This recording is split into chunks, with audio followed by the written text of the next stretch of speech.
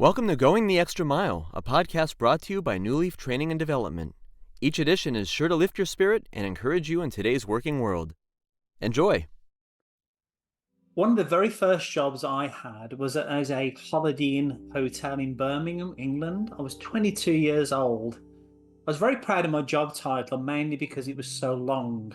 Assistant Food and Beverage Controller. Basically, I helped order, store, move and count the food and beverage items at this hotel.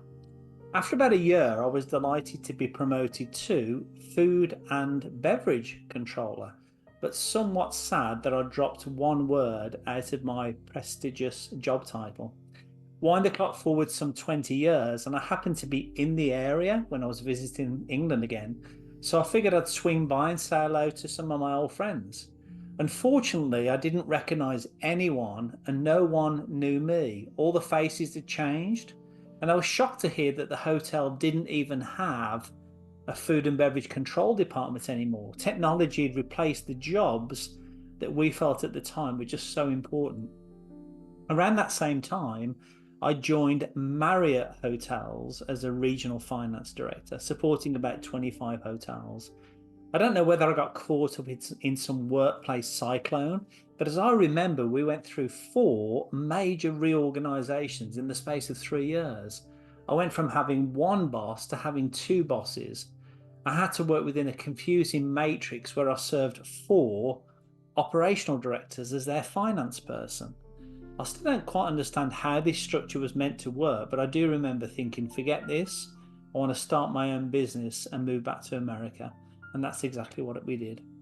As I look back over these past 18 years, so much has changed. We started with a business partner, Rachel, but she didn't last more than 6 months here. So we brought her out of the business and haven't seen her since.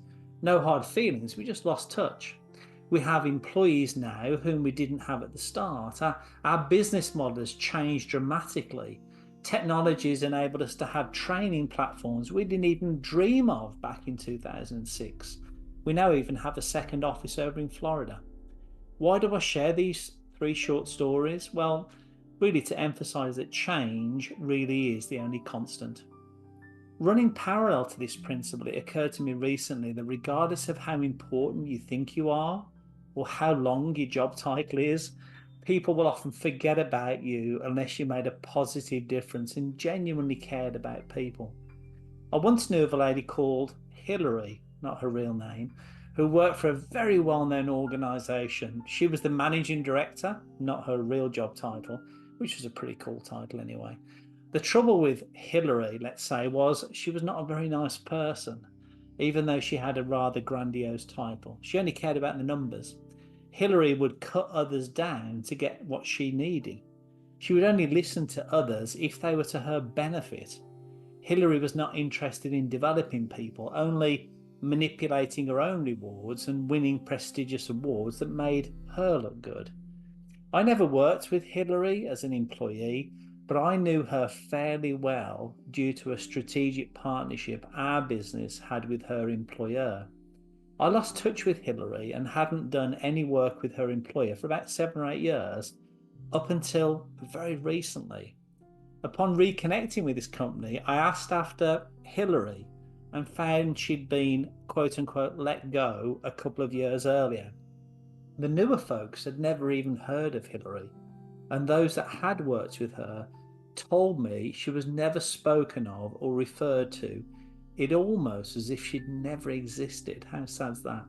So ask yourself what you'd like others to say about you when you retire.